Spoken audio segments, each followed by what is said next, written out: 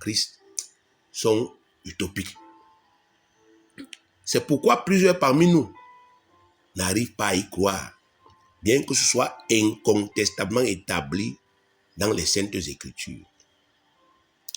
Quand les gens regardent à leurs limites humaines et aux réalités négatives et contraires qui les environnent, ce que Dieu dit à leur sujet leur semble totalement utopique.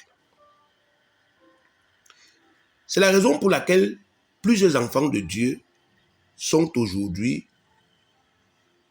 pris dans le piège du christianisme naturel, le christianisme intellectuel, le christianisme philosophique ou encore le christianisme scientifique.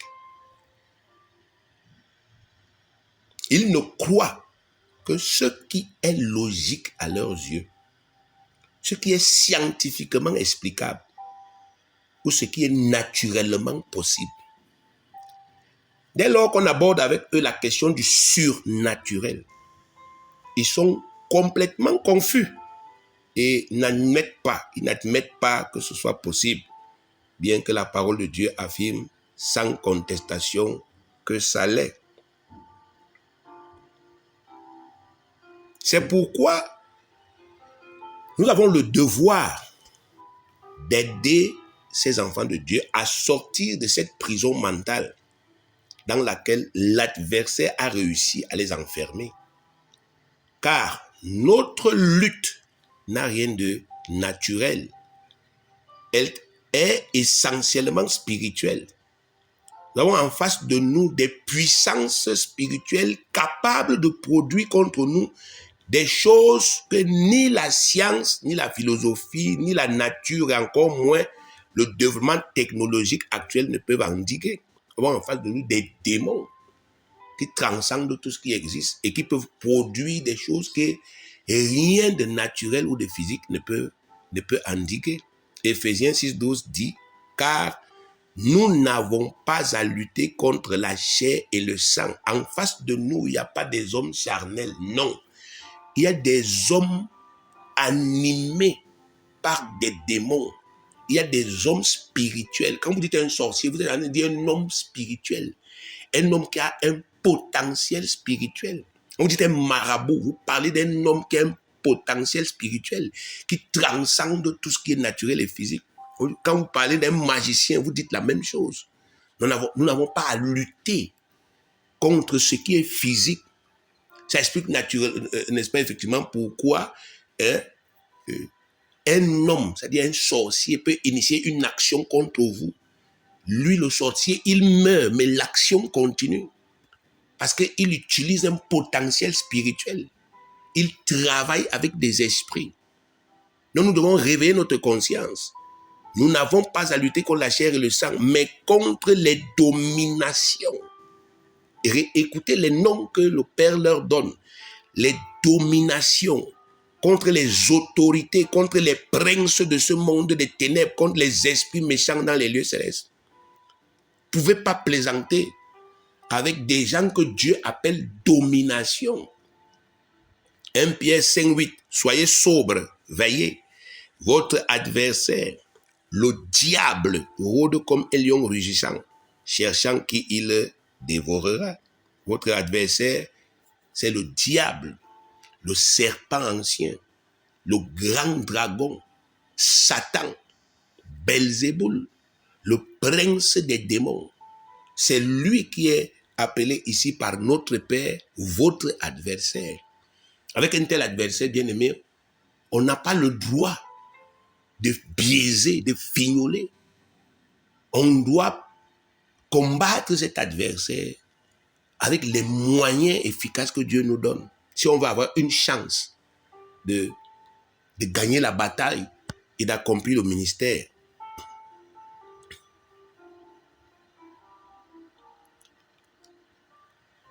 Pour y arriver, bien-aimés, nous n'avons pas d'autre moyen que la prédication de la bonne nouvelle. Pour arriver à réveiller la conscience des frères et des sœurs nous n'avons pas d'autre moyen que la prédication de la bonne nouvelle.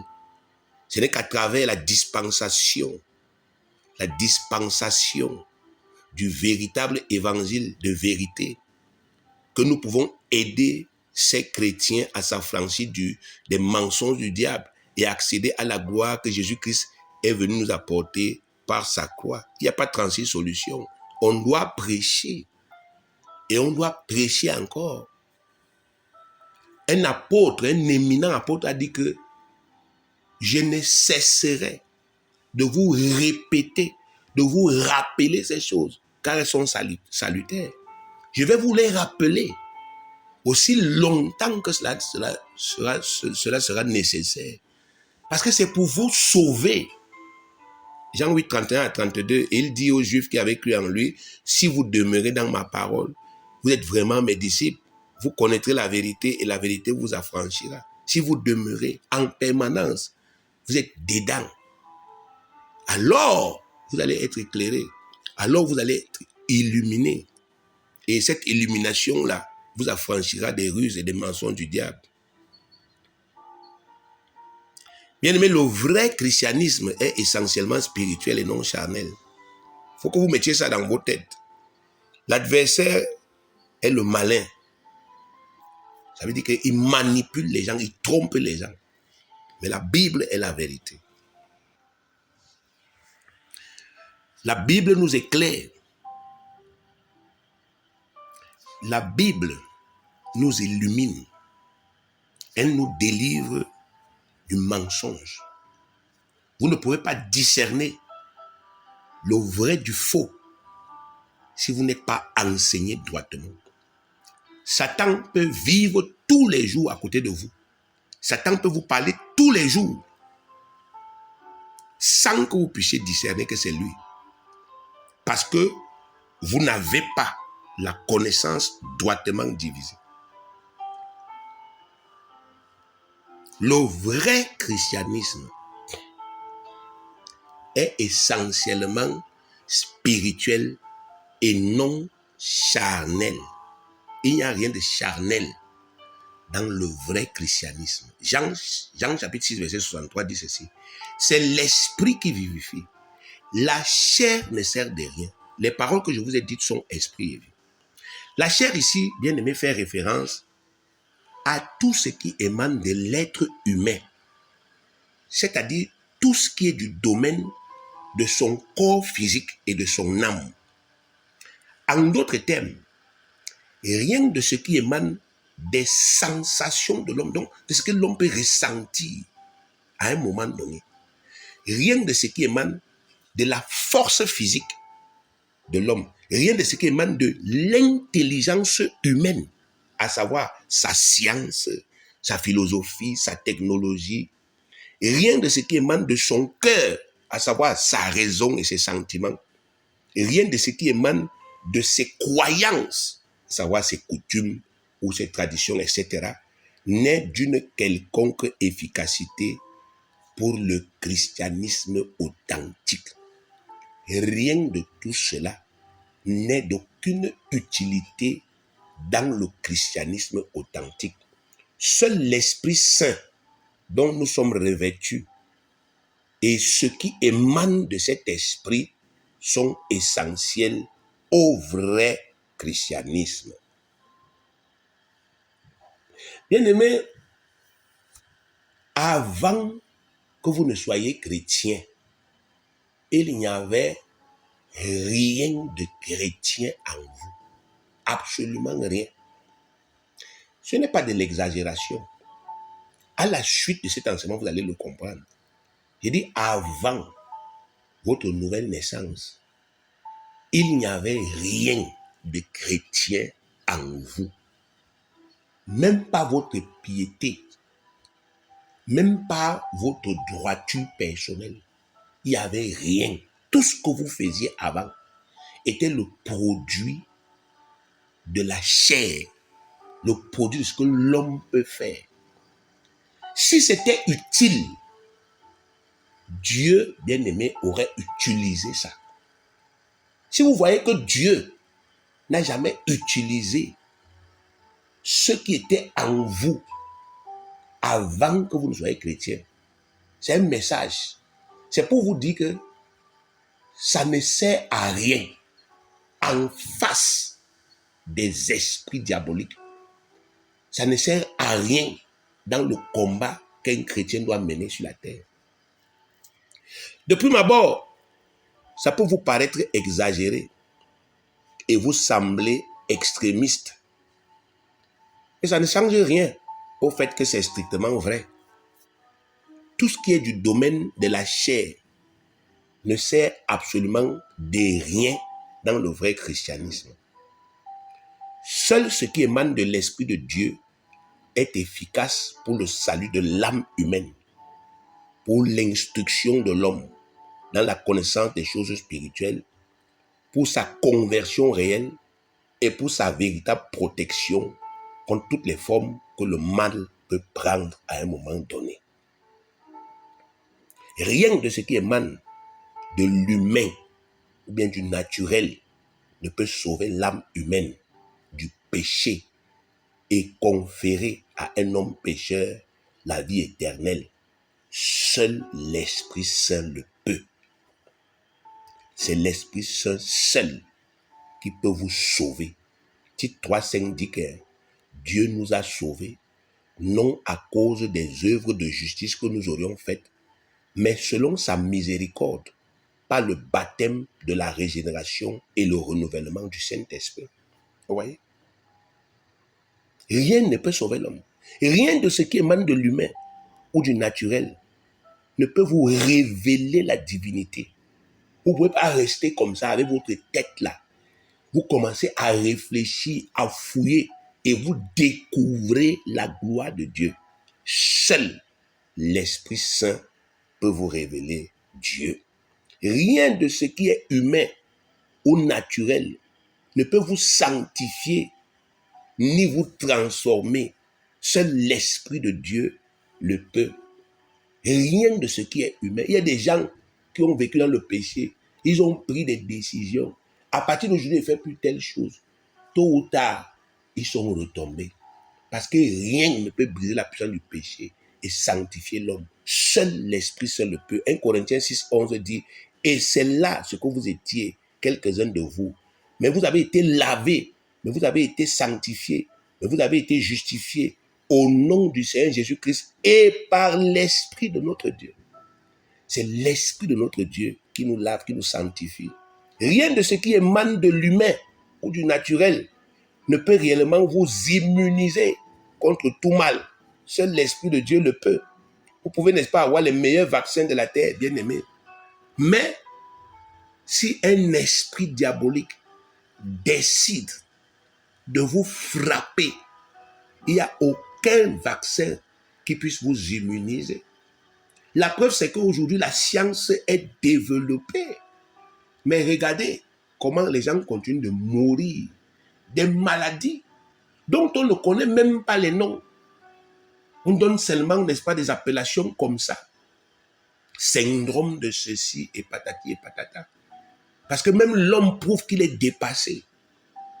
Ça vous montre, ça vous démontre, bien aimé, que rien de ce que l'homme peut faire ne peut endiguer la puissance des démons. Vous ne pouvez pas vous appuyer sur la science, sur la philosophie, sur les choses naturelles, sur les coutumes, sur les traditions humaines et obtenir des résultats que l'Esprit Saint est censé vous apporter. Vous ne le pouvez pas. Vous ne pouvez pas vous appuyer sur votre sagesse là et obtenir le mariage que Dieu est censé vous apporter par l'Esprit. Obtenir la promotion que Dieu est censé vous apporter par l'Esprit. Quand l'Esprit travaille en vous, il peut faire ça aisément. Mais vous-même, avec votre petite science, votre petite sagesse, vous pouvez travailler 100 ans sans parvenir à la moitié de la racine carrée de ce que l'Esprit est capable de faire en un claquement de doigts. C'est en vertu de cela que le Seigneur Jésus a déclaré que la chair n'était d'aucune utilité dans le vrai christianisme. Seul l'Esprit de Dieu est efficace. 2 Corinthiens 10, versets 3 à 4 dit ceci. Si nous marchons dans la chair, nous ne combattons pas selon la chair, car les armes avec lesquelles nous combattons ne sont pas charnelles, mais elles sont puissantes par la vertu de Dieu pour renverser des forteresses. Vous entendez ça bien? Nous sommes des êtres humains. Nous sommes des êtres naturels. Mais nous n'utilisons pas les armes naturelles, les armes humaines pour combattre. Nous utilisons des armes spirituelles que Dieu nous a données. Parce que seules ces armes-là sont efficaces. Réveillez-vous. Ce que vous méprisez là, c'est que Dieu vous dit que c'est ça qui est efficace. La prière par l'esprit que vous ne pratiquez plus avec rigueur et discipline. Dieu vous dit que c'est la prière là qui est efficace. Bien-aimés, les lois que Dieu vous a, n'est-ce pas, effectivement enseignées, c'est ça qui est efficace. Réveillez-vous. En d'autres termes, bien que nous soyons des êtres humains, nous ne combattons pas humainement, car nous possédons des moyens plus puissants que tout ce qui est naturel. Et ce sont uniquement ces moyens spirituels que nous devons apprendre à utiliser pour faire échec aux œuvres du diable et pour prévaloir pendant notre pèlerinage terrestre. Moi, je ne sais pas pourquoi vous n'aimez pas apprendre, bien-aimés. Vous venez à l'église, on vous apprend des choses, mais vous n'allez pas appliquer. Pourquoi vous n'apprenez pas, ou bien pourquoi vous ne réapprenez pas à prier en langue de façon disciplinée? Qu'est-ce que ça vous coûte? Beaucoup parmi vous sont déjà tombés dans des pièges, bien épais, des manipulations sataniques. Ah, je suis très occupé, je suis très pris, j'ai trop de charges. Bien-aimé, dites-moi, qui peut avoir plus de charges qu'un roi? Mais on va vous dire que David commençait par la prière. Qui parmi vous a plus de charges que Jésus? Mais on va vous dire qu'il passait 6 heures à prier. Vous voyez, il faut réveiller votre conscience. L'adversaire travaille afin de lier cette puissance en vous. Il vous inspire des idées. Les choses qui devraient se faire aisément, facilement, parce que vous avez été humble et vous vous êtes laissé, n'est-ce pas, entraîner. Vous avez recommencé à apprendre à faire les choses spirituelles. Comme des petits enfants, l'ennemi vous dit non, faites ça avec votre sagesse, faites ça avec votre force. Et bien aimé, vous entrez dans des logiques bizarres et vous n'êtes pas satisfait. Réveillez-vous. Il est, n'est-ce pas, le menteur, le père du mensonge. Il connaît qu'avec la chair, vous n'allez jamais le battre. Il le sait. C'est pour ça qu'il vous pousse dans cette voie. Vous faites volte-face à partir d'aujourd'hui et recommencez à apprendre comme des petits enfants, à pratiquer les choses spirituelles, à faire vivre cet esprit. Vous verrez la gloire de Dieu. C'est pourquoi pendant son premier séjour terrestre, notre Sauveur Jésus-Christ a tout fait pour faire comprendre à ses disciples la primauté de cet esprit. Jésus a tout fait pour que Pierre, Jean et Jacques comprennent que c'est l'esprit qui prime et qu'ils mettent de côté la chair et ils laissent libre cours à cet esprit. Tout d'abord, il a affirmé à plusieurs reprises que l'Esprit Saint était ce que Dieu avait promis de donner à tous ceux qui croiraient en lui. Donc, vous voyez, il est ressuscité. Il doit monter au ciel. Les Israélites attendent quelque chose. Et lui, Jésus, il leur dit, écoutez, la promesse que Dieu a faite, c'est de vous donner son Esprit Saint. Lisons. Actes des Apôtres, chapitre 1, verset 1 à 5. Théophile, j'ai parlé dans mon premier livre de tout ce que Jésus a commencé de faire et d'enseigner dès le commencement, jusqu'au jour où il fut enlevé au ciel, après avoir donné ses ordres par le Saint-Esprit aux apôtres qu'il avait choisis. Après qu'il eut souffert, il leur apparut vivant et leur en donna plusieurs preuves, se montant à eux pendant 40 jours et leur parlant des choses qui concernent le royaume de Dieu. Comme il se trouvait avec eux, il leur recommanda de ne pas s'éloigner de Jérusalem, mais d'attendre ce que le Père avait promis. Ce que je vous ai annoncé, leur dit-il, car Jean a baptisé d'eau, mais vous, dans peu de jours, vous serez baptisés du Saint-Esprit. Vous voyez ça, bien aimé. Vous posez la question de savoir comment les apôtres ont fait pour rester 10 jours dans une chambre. Parce que Jésus leur avait dit, l'Esprit, c'est lui qui prime. Et Dieu a dit qu'il va vous le donner. Jésus leur avait parlé de la primauté de l'Esprit. Jésus avait mis dans leur tête que sans l'Esprit, là, vous ne pouvez rien. Il vous le faut. Jésus avait fait l'apologie de l'Esprit. Il avait vanté l'Esprit.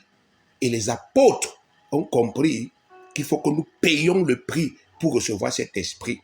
Et ça explique aussi pourquoi quand ils ont reçu cet Esprit, ils l'ont manifesté aisément. Aujourd'hui, parfois, vous êtes même obligés, n'est-ce pas, effectivement, d'amener les gens à parler en langue. Nous sommes dans une époque où les gens bien-aimés viennent à l'église, ils ne savent même pas ce qu'ils viennent, ils viennent chercher. Hein? Et quand vous leur demandez de parler en langue, vous avez l'impression que vous les forcez même. Pourquoi? Parce que tous les enseignements qu'on a donnés à propos de l'Esprit, ils ont botté ça en touche. Donc, ils ne peuvent pas avoir la même mentalité que les apôtres. Les apôtres, eux, ils ont passé le temps à écouter Jésus. Ils se sont dit, mais si le Christ met en avant l'Esprit, il n'est pas bête, il n'est pas stupide. Ça suppose que c'est ça qui est le plus important pour nous aujourd'hui. Recevoir ça, connaître ça, comprendre ça, manifester ça. Dès la Pentecôte et tout au long du livre des Actes, ces apôtres ont réitéré cette promesse au peuple, confirmant ainsi que l'Esprit Saint était réellement l'ingrédient primordial du vrai christianisme. Eux, à leur tour, qu'est-ce qu'ils ont fait? La même promotion. La promotion de l'Esprit. Regardez Acte 2, versets 38 à 39. Pierre leur dit, répentez-vous et que chacun de vous soit baptisé au nom de Jésus-Christ pour le pardon de vos péchés. Et vous recevrez le don du Saint-Esprit. Car la promesse est pour vous, pour vos enfants et pour tous ceux qui sont au loin, en aussi grand nombre que le Seigneur notre Dieu les appellera. Vous comprenez aussi pourquoi tous ces gens dans la première église étaient si puissants. On dit que même les diacres ressuscitaient les morts. Pourquoi? Parce que les apôtres les ont vanté l'Esprit. Les apôtres ont prêché la primauté de l'Esprit. Et ces gens-là, bien aimés, ils étaient remplis de cet engouement-là. Il me faut ça, il me faut ça, il me faut ça. Ils savaient ce que cet esprit était avant même de l'avoir reçu. Et quand ils recevaient ça, bien aimé, naturellement, ils laissaient libre cours à cet esprit en eux. Et puis, voyaient des miracles. Deuxièmement, dans l'exercice de son ministère, le Seigneur a permanemment et uniquement référé à cet esprit. Dans l'exercice de son ministère, il n'a pas dit c'est moi, c'est moi, c'est moi. Il a toujours mis cet esprit en avant. Luc chapitre 4, verset 18. Luc chapitre 4, verset 18. Voici ce que le Seigneur dit. L'Esprit du Seigneur est sur moi. Il s'agit du Seigneur Jésus. L'Esprit du Seigneur est sur moi. Parce qu'il m'a oint pour annoncer une bonne nouvelle aux pauvres. Il m'a envoyé pour guérir ceux qui ont le cœur brisé. Pour proclamer aux captifs la délivrance et aux aveugles le recouvrement de la vue. Pour renvoyer libres les opprimés. Vous voyez, bien aimé. Il réfère à lui, il dit que je suis un homme revêtu de l'Esprit. Donc il arrive chez lui à Nazareth. Les gens le connaissent. On sait que c'est Jésus, le fils de Marie. Alors, il est dans un endroit là où les gens lui sont familiers. Lui aussi, il est familier à ces gens. Et vous savez, la familiarité engendre le mépris. Mais là, il prêche dans la synagogue. Il met en avant l'Esprit, il dit, ne regardez pas mon physique. Ne regardez pas que j'ai grandi avec vous ici. Voici qui je suis. Et voici pourquoi j'ai reçu cet esprit. Vous voyez? Matthieu 12, verset 28. Matthieu 12, verset 28. Mais si c'est par l'Esprit de Dieu que je chasse les démons, le royaume de Dieu est donc venu vers vous. Vous voyez? Il réfère à cet esprit comme étant le potentiel qu'il était en train d'utiliser dans son ministère. 3. Il a enseigné à ses disciples que l'Esprit Saint était le potentiel spirituel de Dieu qui les rendait parfaitement capables d'accomplir leur mission évangélique. Donc il leur a dit, ce qui vous rend capable d'accomplir le ministère, c'est l'esprit. L'esprit est le potentiel que Dieu vous donne pour vous rendre capable de faire le ministère. Pierre, ce qui va te rendre capable d'être apôtre, c'est l'esprit. Ce qui va te rendre capable de gagner des âmes, c'est l'esprit. Avant de commencer son ministère, il a lui-même d'abord été revêtu de cet esprit. Matthieu 3, verset 16. Dès que Jésus eut été baptisé, il sortit de l'eau. Et voici les cieux s'ouvrir. Et il vit l'Esprit de Dieu descendre comme une colombe et venir sur lui. Donc il a d'abord été revêtu. C'est pourquoi, avant d'envoyer les premiers apôtres, il leur a recommandé expressément d'attendre d'abord d'être revêtus de cet esprit. Vous voyez, bien aimé. Les gens aujourd'hui ne se préoccupent plus de ça. Quelqu'un entre dans une école théologique et finit sa formation et puis, bon, on l'affecte. Sur le terrain là-bas, on est étonné, bien aimé, qu'il soit vaincu par les sorciers, qu'il soit vaincu par les magiciens. Donc, on ne s'est pas préoccupé de sa formation spirituelle. On ne s'est pas préoccupé de savoir s'il a l'esprit et s'il manifeste l'esprit. Mais regardez Jésus. Jésus n'a pas procédé de cette manière. Actes des Apôtres, chapitre 1, le verset 6 à 8, il dit, « Alors les apôtres réunis lui demandaient, « Seigneur, est-ce en ce temps que tu rétablis le royaume d'Israël ?» Il leur répondit, « Ce n'est pas à vous de connaître les temps ou les moments que le Père a fixés de sa propre autorité. Mais vous recevrez une puissance, le Saint-Esprit survenant sur vous, et vous serez mes témoins à Jérusalem, dans toute la Judée, dans la Samarie, jusqu'aux extrémités de la terre. » Luc chapitre 24, verset 49, « Et voici, j'enverrai sur vous ce que mon Père a promis. Mais vous, restez dans la ville jusqu'à ce que vous soyez revêtus de la puissance d'en haut. » Vous voyez? Voilà, bien aimé.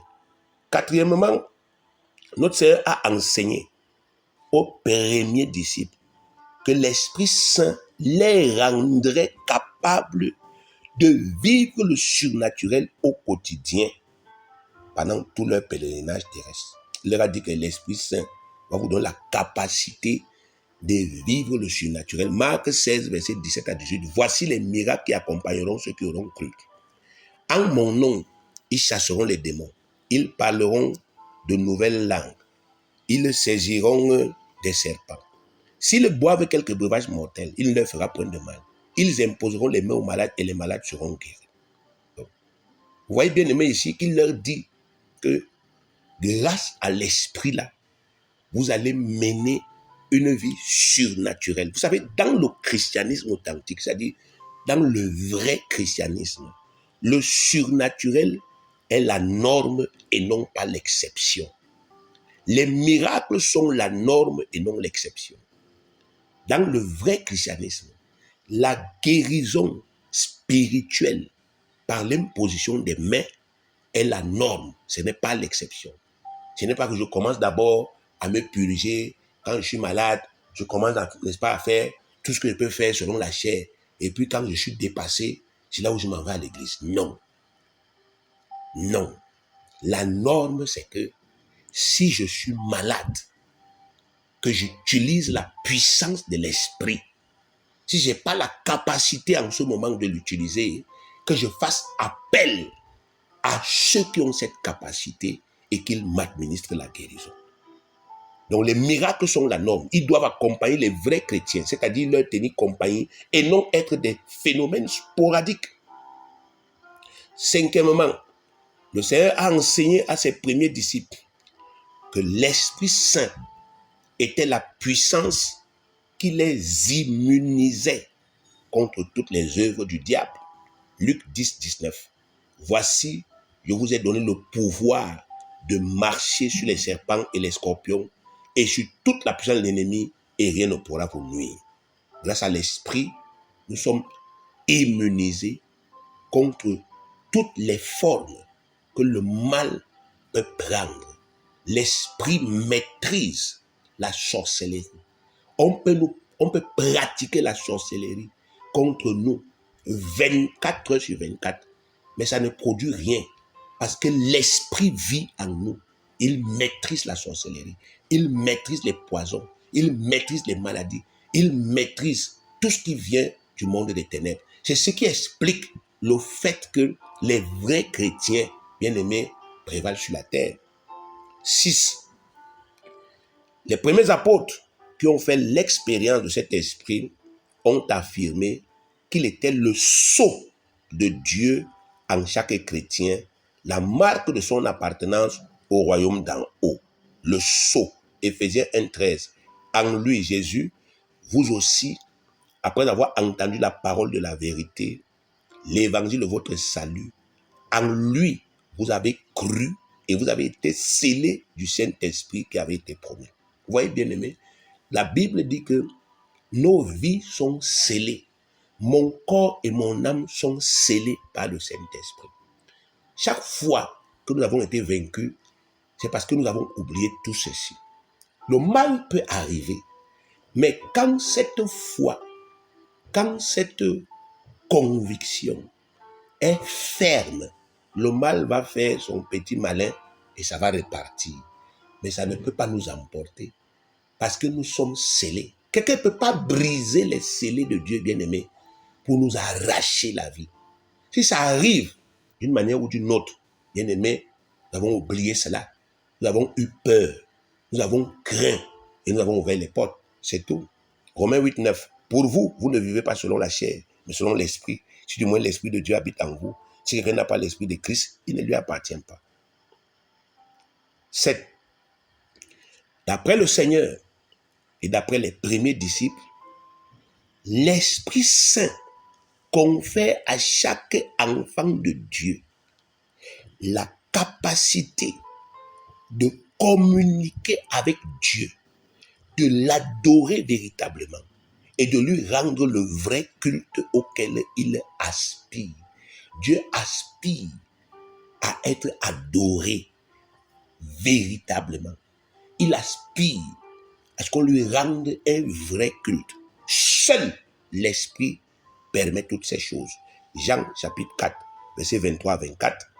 Mais l'heure vient, et elle est déjà venue, où les vrais adorateurs adoreront le Père en esprit et en vérité.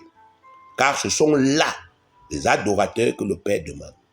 Dieu est esprit, et il faut que ceux qui l'adorent en esprit et en vérité. Philippiens 3, verset 3.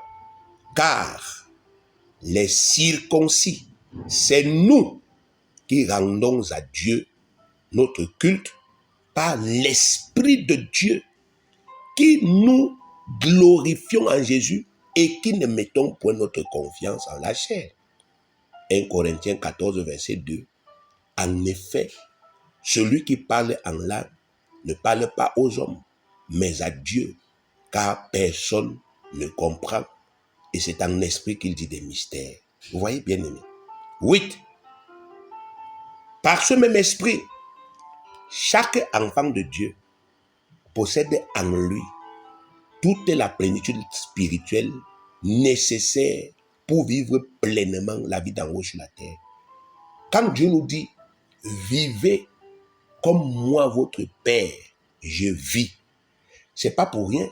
C'est parce que grâce à cet esprit, nous avons cette plénitude en nous. Et nous avons encore vu ça lors de l'enseignement sur la nouvelle naissance. Nous avons vu que Dieu nous a communiqué par l'esprit la plénitude de la divinité. 2 Pierre chapitre 1 verset 3. Comme sa divine puissance nous a donné tout ce qui contribue à la vie et à la piété. Sa divine puissance nous a donné tout ce qui contribue à la vie et à la piété. Donc nous avons tout ce qu'il faut pour la vie et tout ce qu'il faut pour la piété dans cette seule et unique puissance. Verset 9, pas verset 9, pardon, neuvième point.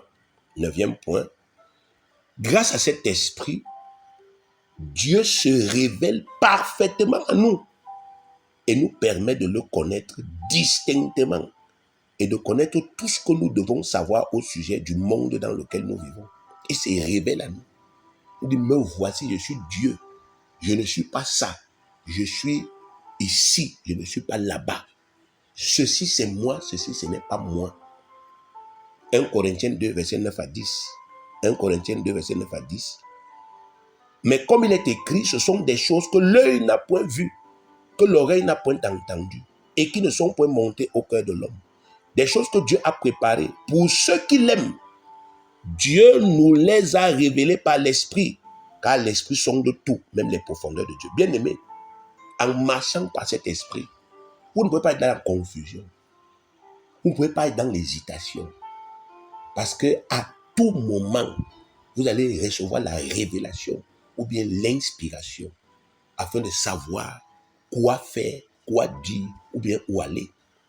10e point, c'est ce même esprit qui nous rend capables de nous aimer de l'amour de Dieu. Cet esprit-là, ça nous communique la capacité de nous aimer au sein de la maisonnée de l'amour de Dieu et de nous pardonner mutuellement. Romains 5:5. Or, l'espérance ne trompe point, parce que l'amour de Dieu est répandu dans nos cœurs par le Saint-Esprit qui nous a été donné. Et ceux qui n'ont pas cet esprit, ils n'ont pas l'amour de Dieu. Même s'ils font des bonnes œuvres, ce n'est pas l'amour de Dieu. Vous êtes libre d'estimer que Dieu exagère, mais c'est la vérité. Quand vous regardez ceux qui se disent philanthropes dans ce monde, mais regardez un peu, nous avons des organisations dans ce pays qui vous disent lutter pour la pauvreté. Bien aimé, des organisations qui vous disent travailler pour améliorer les conditions de vie des populations les plus pauvres. Mais ce que vous constatez, c'est que cette organisation travaille depuis 10 ans. Et les seuls gens qui ont changé sont les gens qui travaillent là-bas. Les mêmes populations sont toujours pauvres. Ça prouve que, bien aimé, les premiers bénéficiaires de cette philanthropie-là, ce n'est pas les pauvres. C'était le cas, c'est que cette pauvreté a déjà été endiguée. Et ça démontre que ces initiatives, même comme elles sont apparemment bonnes, ne sont pas mues par le Saint-Esprit. Parce que le bien que Dieu fait est bien. Lorsque Jésus est arrivé quelque part, le bien qu'il a fait était bien. Et ça a impacté les vies, ça a changé les vies. Donc aujourd'hui, vous devez comprendre que sans l'Esprit de Dieu, on ne peut pas avoir l'amour de Dieu. Tout ceci, bien aimé, démontre une seule chose. Le vrai christianisme est centré sur l'Esprit Saint et non pas sur la chair. Tous ceux qui marchent selon la chair ne peuvent plaire à Dieu d'aucune manière. Romains 8:8. Or, ceux qui vivent selon la chair ne sauraient plaire à Dieu. Vous qui continuez, malgré l'abondance des enseignements édifiants que vous recevez tous les jours, à fonctionner selon la chair, vous ne lui plaisez pas. Vous pouvez avoir l'impression que vous lui plaisez, mais vous ne lui plaisez pas. Et vous ne dégagez aucune puissance, vous ne dégagez aucune force, bien aimé, et vous ne pouvez rien changer. Vous allez trimer comme ça, trimer. Vous allez garder votre petite sagesse là, votre petite malignité là. Vous allez garder ça dans vos cœurs et continuer de jouer ce petit double jeu là. Donc vous venez à l'église et vous écoutez la parole. Mais quand vous rentrez chez vous, vous disséquez cette parole. Ça là j'ai fait, ça je ne fais pas. Pour finir, bien aimé, c'est vous qui allez être déçus. Parce que tout ce que vous faites là, si ça ne vient pas de l'esprit, bien aimé, c'est inutile. Ça ne peut vous amener nulle part. L'adversité qui est devant vous ne respecte rien si ce n'est l'esprit. Tout ce qui émane de moi, Abraham, apôtre de Jésus, et qui n'est pas de l'esprit, ça n'effraie pas Satan. Satan ne se plie devant moi que quand il voit que Abraham s'est tué, mais c'est apôtre qui parle. Là, il se tait. Quand il voit que Abraham s'est tué, mais c'est ambassadeur pour Christ qui parle, il se tait, il se plie. Si ce n'est pas le cas, il ne me respecte pas, bien aimé. Donc comprenez ça et cessez de vous tromper vous-même par des faux raisonnements. Commencez à apprendre comme des petits enfants et réapprenez à parler en de nouvelles langues comme Dieu vous demande de le faire. Et réappropriez-vous ces choses. Vous allez voir que c'est efficace. La clé pour éviter d'être pris dans le piège de la chair consiste à marcher uniquement selon les inspirations et le potentiel spirituel que nous avons reçu. Galates 5,16. Je dis donc, marchez selon l'esprit et vous n'accomplirez pas les désirs de la chair. Donc, il n'y a pas 36 solutions. Vous ne voulez plus être pris dans les pieds de la chair. Commencez à marcher par l'esprit. Commencez à pratiquer les choses qu'on vous a dit que quelqu'un qui a l'esprit doit pratiquer. Ça commence toujours par la prière spirituelle, parler en langue. Et rebâtissez une discipline de parler en langue. Vous allez voir comment est-ce que cet esprit va recommencer à se déployer dans votre vie. À l'issue de cette étude, il ressort effectivement qu'il n'y a absolument rien de charnel dans le vrai christianisme. Tout dans la foi chrétienne authentique émane uniquement de l'Esprit Saint. Avant de recevoir le Saint-Esprit, vous n'étiez pas des chrétiens, mais des morts spirituels. Vous ne plaisiez en rien à Dieu et rien de ce que vous faisiez dans la religion ne pouvait vous sauver. Mais quand vous avez cru en Jésus, Dieu vous a redonné la vie d'en haut par le Saint-Esprit et vous êtes devenus ses enfants. Disons ce qui est écrit dans Éphésiens 2, versets 1 à 6. Vous étiez morts par vos offenses et par l'incirconcision. Vous étiez morts par vos offenses et par vos péchés, dans lesquels vous marchiez autrefois, selon le train de ce monde, selon le prince la puissance de l'air, de l'esprit qui agit maintenant dans les fils de la rébellion. Nous tous aussi, nous étions de leur nombre et nous vivions autrefois selon les convoitises de notre chair, accomplissant les volontés de la chair et de nos pensées. Et nous étions par nature des enfants de colère comme les autres. Il n'y avait rien de chrétien en nous. Ne vous dites pas non, avant d'être chrétien, moi-même j'étais déjà... Tu n'étais rien. Dieu dit que tu étais mort. Ce n'est-ce pas effectivement sur quoi tu veux souvent t'appuyer pour te glorifier là. Non, moi, même quand je suis venu à l'église, je ne vivais plus déjà comme ça. Tu mens. Dieu dit que tu étais la poubelle. Tu étais mort spirituellement, morte spirituellement. Il n'y avait rien de bon en toi. Verset 4. Mais Dieu, qui est riche en miséricorde, à cause du grand amour dont il nous a aimés, nous qui étions morts, il répète ça 2 fois, vous étiez morts par nos offenses, nous a rendus à la vie avec Christ. C'est par grâce que vous êtes sauvés. Il nous a ressuscités ensemble et nous a fait asseoir ensemble dans les lieux célestes en Jésus-Christ. Par quel moyen? Le don du Saint-Esprit. Ce que ce Dieu attend de vous aujourd'hui, bien-aimés, c'est que vous fassiez de cet esprit votre norme. Faites de l'esprit votre norme.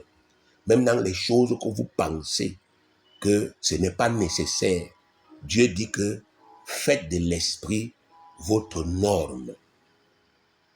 Afin que vous marchiez d'une manière qui lui soit entièrement agréable.